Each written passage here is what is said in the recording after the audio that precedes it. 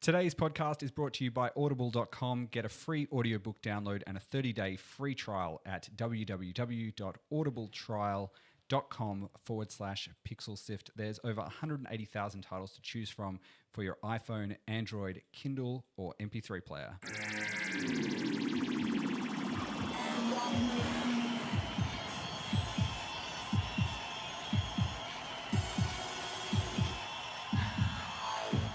Pixel Sift. Hello and welcome back to the very first Pixel Sift for 2017. It's our 59th episode. My name is Gianni, and back with me are Scott and Mitch. Hey. Hey. Joining us live over the internet is Sam Izzo from Polyphonic LP, who you may remember also joined us in episode 48 when we spoke about No Mario Sky. Sam, thanks for joining us. No worries. Pleasure to be here. We'll be talking all about Sam's new game, Resynth, a little bit later in the show. But Mitch, what else are we chatting about today? Yeah, we'll be also having a look at the concept of the Game of the Year, and I'm not actually really sure that subtitle means much. Well, we'll find out. And our first topic for today, we'll be looking at the gaming licenses and what happens when those licenses expire. Great. Let's dive in, shall we?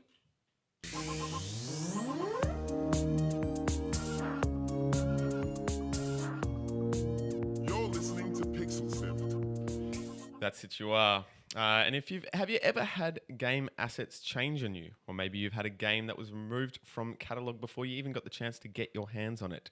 If so, you can relate to our first topic for the day, which will be looking at license liquidations, when games are changed or removed due to licensing issues.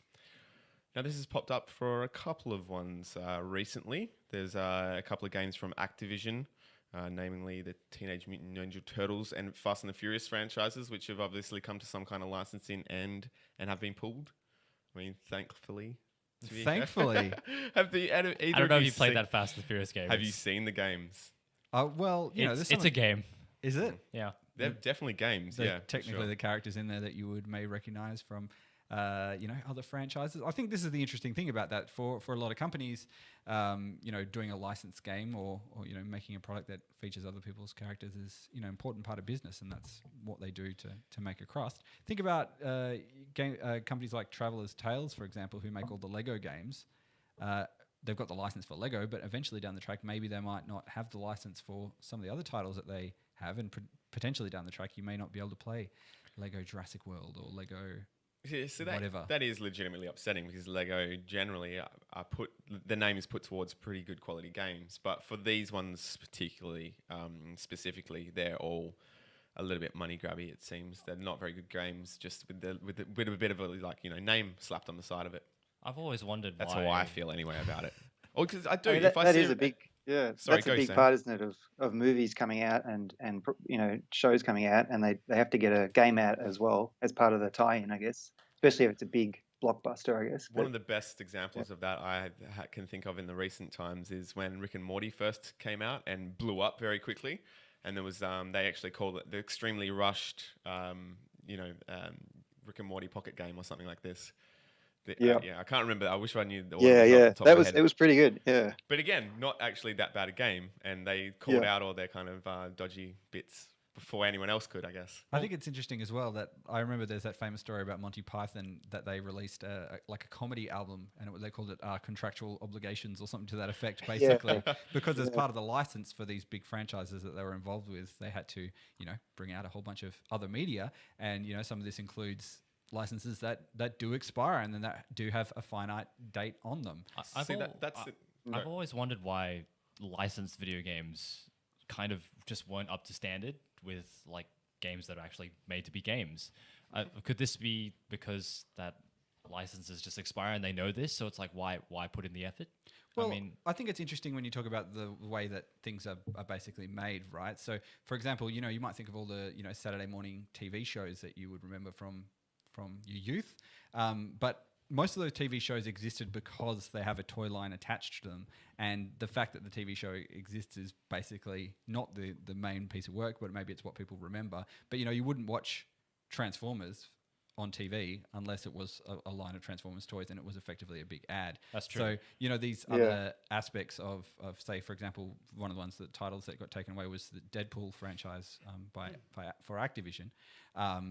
You know, big factor of that was Disney and EA signed a big deal with all the Star Wars titles, and of course, Deadpool is a Marvel character owned by Disney. So you never know in the background whether these licensing agreements are saying that, you know, EA is now going to get access to all the, you know, X-Men franchise titles as they come out in the future. And it's sort of a complex world. But, you know, in the days where we had discs where you put into your console, when you've got an online store, it becomes very obvious when a game disappears and it's no longer available. Yeah, I was just thinking about that actually. How in the days of box retail, like if a license expired, well, you know, you don't know because they probably haven't manufactured a disc in 2 years or something anyway. But now it's like the license has expired. Oh, we can't have this product on our digital storefront anymore. So it's like everyone knows about it, don't they? I mean, and that is the huge part. I've said it again. I've said it before, and I'll say it again. But this is one of the issues that people are facing when they're using the streaming services, and they need to understand what they're actually signing up for. That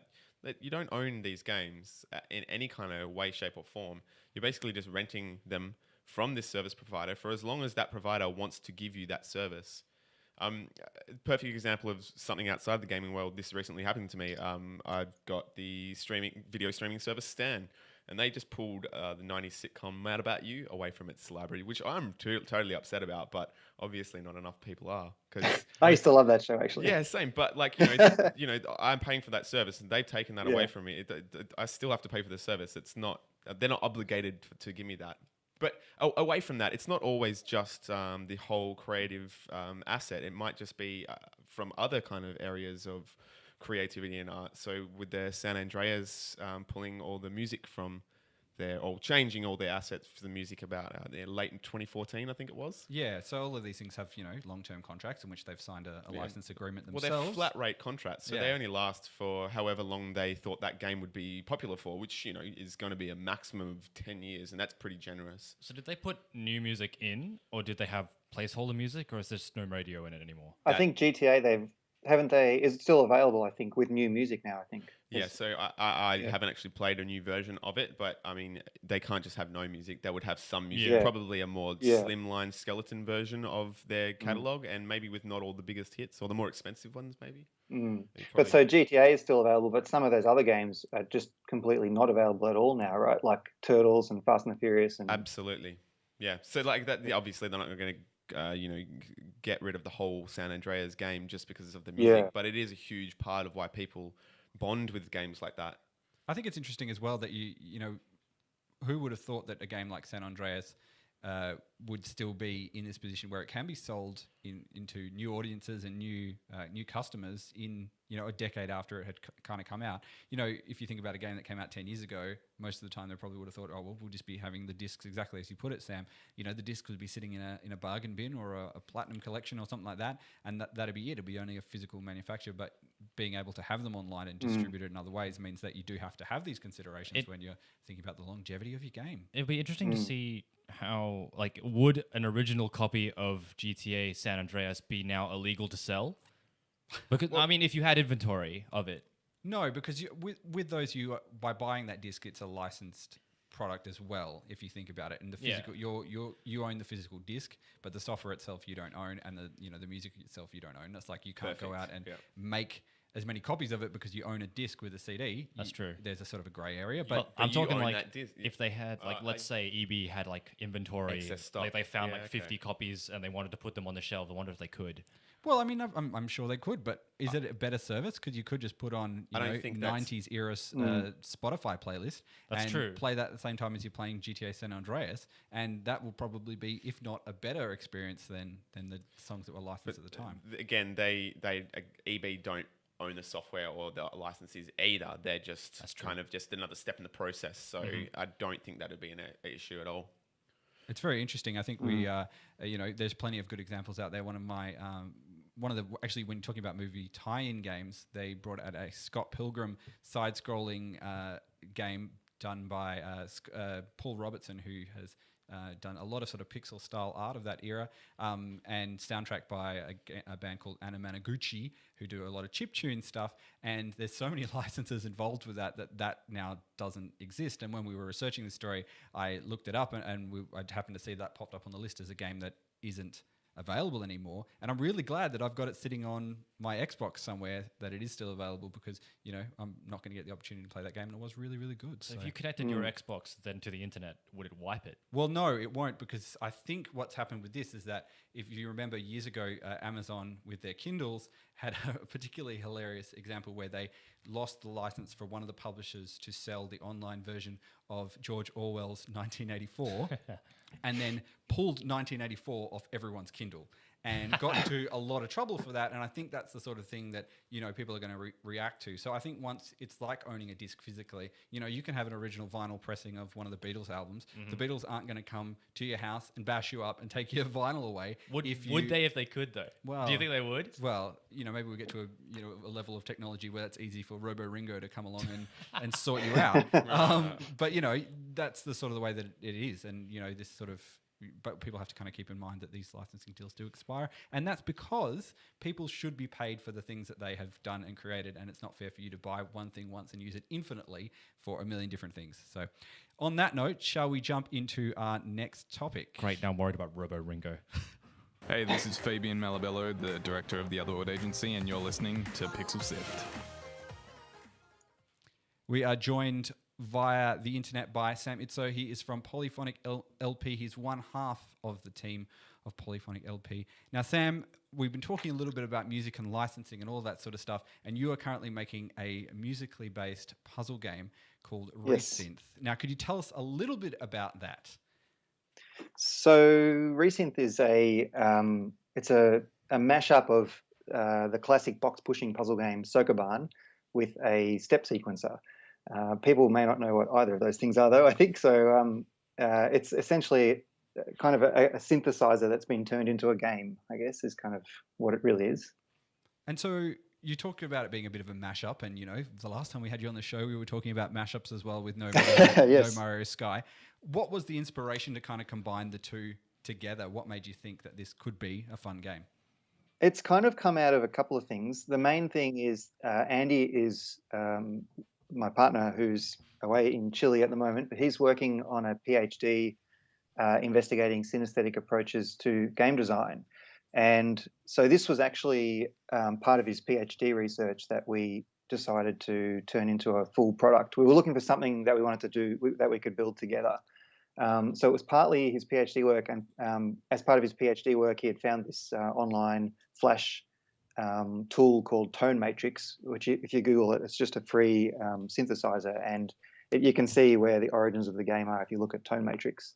So Andy was doing all his PhD, this study into basically how color and sound affect people's perception of difficulty.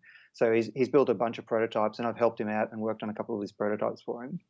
And so we just finally decided that this one was something we were going to take and spin it out into something. We were kind of inspired also by that game company and how they sort of turned a lot of their Genova Chan and their research.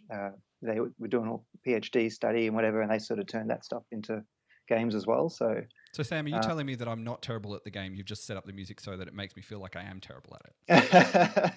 It could possibly be, yeah. I mean, we're trying to that's something we're struggling with at the moment, which is easing the player into it. And initially, we didn't really explain anything, and we both really like this concept of investigative sort of play and discovering things, and not telling the player how to do absolutely everything. Sam, don't let him put that on you. Don't let him put it on you. Your game's fine. Yeah. Well, we kind of eventually realized that we have to have a little bit of a tutorial. So we've added a little tutorial now. So yeah. Do you think, I mean, when you're talking about that, that's one of the things you said that you were, keen to have, that you were trying to throw people into it. How does it feel kind of making a change like that to say, well, we are moving away from that original vision that we had? It was a little disappointing, but also it was kind of a realistic decision, because we don't have any illusions about this game setting the world on fire, because it is kind of a niche title, a niche product, and it's our first product together as our own studio, it's part of a sort of part of going to be part of our folio of games, hopefully. But we also wanted to reach as wide an audience as possible. So we decided that, yeah, we really do have to make it this sort of onboarding process a little easier for players to get into it and hopefully discover the game and enjoy it. So yeah, it was disappointing but realistic, I think. No, the game is really enjoyable. Music is really great and just of awesome quality as well, I found. What sort of drum machines and synthesizers were used for the instruments and sequencing? I don't actually know because we hired a sound guy who was actually one of Andy's students at Swinburne, because Andy teaches at Swinburne, and Jeremy Burns is his name. Should get his Twitter handle out there somewhere. But so he did all the sound design for us, and tweaked sounds. I guess he used some kind of soft synth. I don't know what he was working in actually. Probably Reason. Yeah, nice. I was interested because I know you do have a jazz background yourself, Sam. I thought that maybe you would be a little bit more involved in the musical side of things, if not. I did. Yeah, well, see, the thing is, I did want to be more involved in it, and I would have liked to have done even so. The way we do the levels is Andy finds some track that he really likes and sort of decomposes it into a level and deconstructs it and turns it into something else. Yeah. And I would have liked to have composed some levels myself and composed some things myself, but I'm also doing all the programming and all the technical stuff, so it's hard to do everything. Yeah, so you I have to step back at some point. To let it go. I really didn't want to, but I had to let that go. Or maybe you can have a Resynth 2. We can have a couple of extra bonus levels, the Sam specials. Yeah, that sounds good. Yeah. So there's different colors representing different sounds. But I didn't ever quite lock down whether they meant they were different instruments or anything. I noticed the X switch tends to be a percussion, but I haven't really played it enough to lock it all down. Do the colors specifically lead to any other specific musical sound? So the colors dictate really the kind of the pitch, I guess. So down the bottom it's lower and deeper, and up the top it's higher. Yeah, okay. And it goes through, I think, 2 or 3-ish octaves. And it's for the musical nerds, it's a pentatonic scale. So any combination kind of sounds good.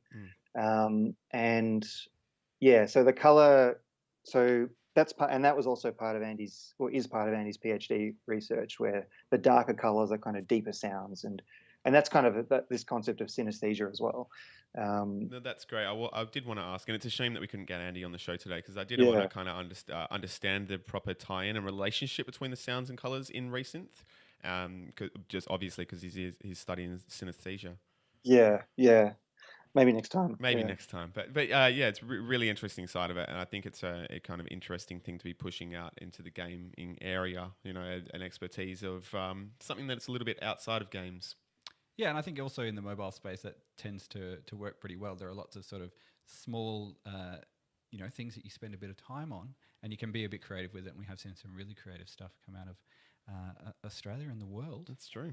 Sam, you were talking about this being a sort of like a portfolio work for moving on into the future with Polyphonic LP. What is the sort of grand master plan of your forward motion? I guess it's to make millions of dollars and retire on a beach somewhere. But that's ours too. We want to make games, and we want to be self-sufficient. We want to be making our own games and not have to rely on contract work or doing other things. And this is kind of the first step to that. So we worked together at Blue Tongue on a Melbourne studio for quite a few years, and we worked on De Blob 1 and 2, which was kind of a musical game as well. And so we've got this kind of in our blood a little bit, I guess, in some ways, with the music and the games and everything. So we want to do more of these sorts of games, I guess, that kind of combine music in some way, not necessarily all synchronized with music, but somehow combines a musical element with gameplay. So, and it might not always be on iOS. We've got sort of an idea of the next project after Resynth, which will be on iOS, but we've got sort of bigger scope plans for projects that would probably be a PC release rather than a mobile release. Yeah, that's fantastic. I'm really excited about the kind of the sound-related games that are happening, even just within the Australian gaming industry, and tying it up with something interesting. So it's as interesting as synesthesia and color is a great way to go. Rotocolor Runner, that was another really good one that kind of popped into my Oh, head. okay. I don't That's know doing the that. same. Yeah. Well, not the same thing. That's really unfair. Mixed, the concept of sound and light and Yeah, colors and all that. basically, sort of thing. people are doing something of Res Infinite type stature, Yeah. but on an indie game level. That's exciting to me. Very Yeah. good. Super Yeah. exciting. Now, Sam, you're going on a bit of a semi-world tour soon, but and so the game should be out just a little bit after you've done that. Where should people go if they want to find out a bit more information about Polyphonic LP and Resynth? So you can check out our website, which is www.polyphoniclp.com, all one word. And you can sign up to our mailing list. We've actually put it on Greenlight, and we got through Greenlight. So we'll be doing a Steam release at some point after the mobile release is out. And I'm going to GDC. I'm going to show it around there a bit, and hopefully after GDC we'll be releasing it sort of late March, I think, is what we're kind of aiming for. So head to polyphoniclp.com, have a look at Sam's face on there, and find him in GDC and say, "Hey, show us your game." That'd be awesome. Yep. Well, let's jump into our next topic. Sam, stick with us.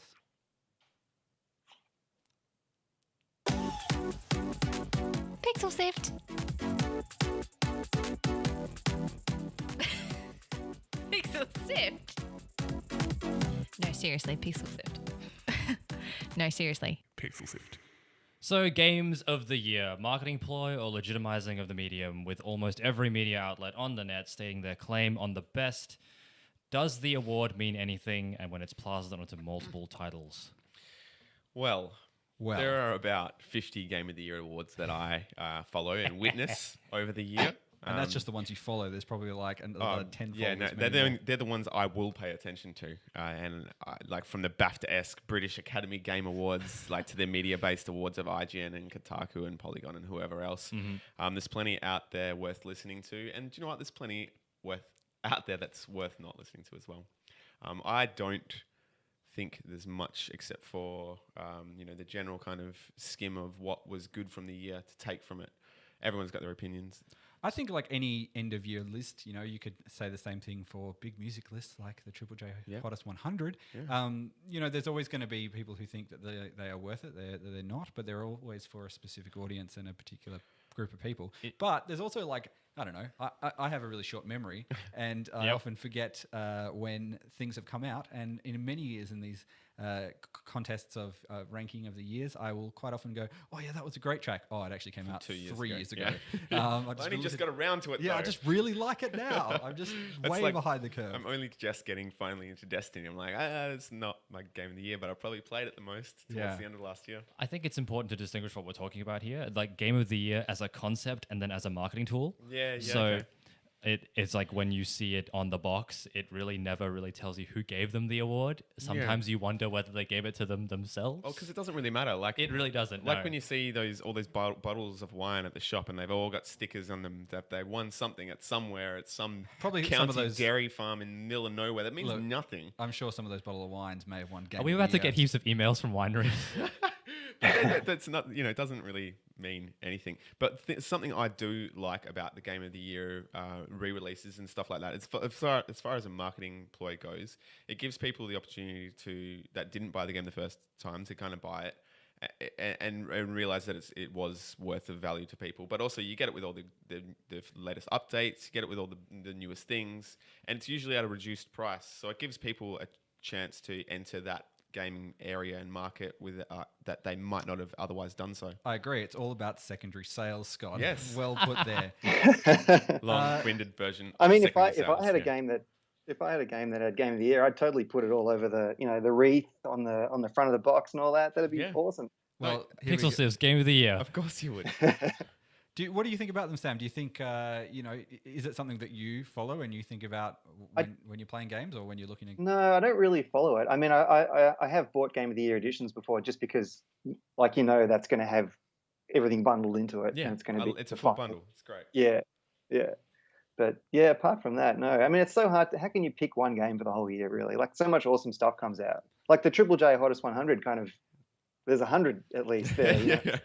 Yeah. And I think another problem with games of the year is like context. You've got so many different levels of games. Like, your Exactly. your AAA titles, you're gonna see the same ones in every single game of the year. Like you're gonna see Overwatch. You're probably going to see Battlefield. You're probably going to see Doom, and you might see some Forza, Uncharted, and maybe even some Pokemon Go if they're doing the mobile awards. Those ones will be in basically every friggin' list. It's a popularity contest. Basically, yeah. Who's got the most money to buy the most friends? And not saying that they're buying friends, but you know, it is a big thing that obviously if a game is out there in front of as many eyes as possible. Activision, Blizzard, we need some money. Yeah. We'll make you Game of the Year. Yeah, you can Well, have see, Blizzard, beautiful. They're going to win a bunch of things, no matter what. You know, for art style, for their wicked ability of brand recognition, game design is and phenomenal. follow. But you know, like I was saying, Battlefield 1 impressed me with their new mode operations. I thought that was one of the best multiplayer kind of modes of the year. Not games, but a mode that was available through a game. I think that was amazing. And again, Res Infinite, I think the music and sound design was great. Go on, Sam. Yeah, I mean, undoubtedly, all those huge titles, they've got big budgets and marketing, and they're all good games, and they're all pretty polished games. But yeah, it'd be good to see more out of the way games getting noticed for Game of the Year, like something like Inside, or something that's a little out of the left field, I guess. I was about to say, Sam, Inside won a lot of independent awards, Or and artistic ones as well. As Firewatch as well was another one. Stardew Valley, which was a one-man team who made that game, reportedly had just made over $24 million on Steam. I saw that. Sales. But also it was picked up for a number of the high-profile games of the years because it has cut through. But I think this is the thing, is that a list is going to be exclusionary in its nature anyway, right? Yeah. So not everyone can be on a list because otherwise it's just every game that came out of the year. You know what I mean? Which isn't a definitive ranking. And people want things to be ranked because you only have a certain amount of time to play games, so you want to make sure that the games you're playing are the best ones. And maybe that means that you do miss out on some of these other titles that don't have the There's something in there of you wanting to play the best games as well, but games you play, you want them to be validated. I don't want to waste my time with any of these subpar games. I want to play the games of the year. That's why people care. I want the number one game. I don't want number two. Yeah. Well, harking back to one of our original conversations is, do video games need that one award? Like, for example, movies have the Oscars and things like that. Does that industry need that to finally settle the argument and you're right. finally settle it once and for all? We have touched on the idea that there are lots of game awards, or lots of people that could put them out before as well. Yeah. Well, people at the Golden Globes are probably pretty sad that you said that the Oscars are the one thing of the year. So well, I mean, Meryl Streep will be sad. there are multiple ones, but games seem to be the only medium that have almost infinite number of people dishing out the game of the year. Yeah, but And I think it's like- in the same way that, so for example, you probably don't remember this, but there used to be these things called magazines, right? Yeah. And magazines used to have different top Like those things albums of with the year. paper and the pictures? Yeah, Like a and what? they came out Analog monthly or kingdoms. sometimes weekly. Yeah, anyway, they used to have lots of different top tracks of the year. And, depending on which magazine you purchased, you were going to get the top tracks of the year. You may not make the Rolling Stone number one, but you might make some other Australian music magazine of the year. It just depends on the audience. So I think with games as well, because it is so broad, it's not, but I mean, it is mass market. I can sort of see the argument for both, really. I don't know. Who knows what's going on? Maybe we just call the whole thing Stuff off. it. Yeah. eh? Yeah. It's a weekend. Too close to the weekend for Gianni. Exactly. I don't know. We do this every week. Like what you like, I guess. Yeah, I think it's really interesting. I think there is I guess there can be sort of a funny marketing argument that these things aren't, Look, one day, the gaming industry worldwide is only getting bigger and more noticeable, and also to take notice of. And as esports grows and we become more unified, I guess, as a gaming world, something might come out that is just the one be all end all of judgment, and we can have gaming globes. Well, look, games already make more money than movies, and we've already got the Oscars/Golden Globes, so maybe we do need $100 billion. Exactly. I think it was 100, yeah, 100, give or take a couple of billion. Whatevs. Yeah, for that sort of money. Yeah. Jeez. Sam, look, thank you very much for joining us. We've reached the end of our episode. I guess anyone can kind of fall down on whatever direction of a lot of topics they have. But No I think we worries. could all agree that it was great to have you on the show. Fantastic. And It's really great to be here. Yeah, thanks and very much for having me. to keep an eye out for Sam's game Resynth, which is coming out a little bit later in the year, not that much later, but very soon. You can head to polyphoniclp.com for that one, or check it out on Steam Greenlight. We have a website. That website is pixelsift.com.au. On there, you'll find links to a bunch of the things we've talked about in the show. You won't probably find our top 10 list, but maybe we'll put a top 10 list in there. Hang on, we're sponsored by Audible, and you mentioned magazines. That's an audiobook. Yeah. Anyway, moving on. We've got a bunch of different channels as well online. Scott, we're on social media. What is our social media?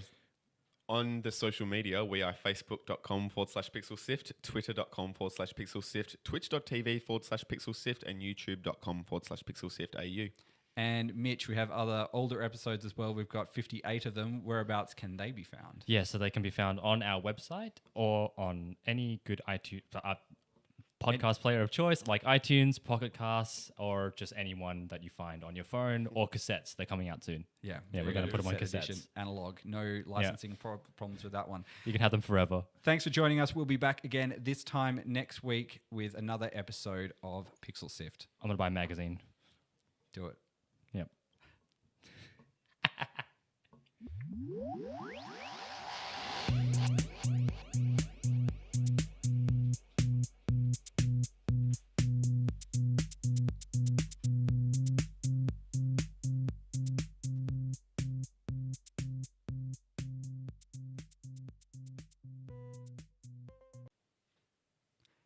Today's podcast is brought to you by audible.com. Get a free audiobook download and a 30-day free trial at www.audibletrial.com/pixelsift. There's over 180,000 titles to choose from for your iPhone, Android, Kindle, or MP3 player.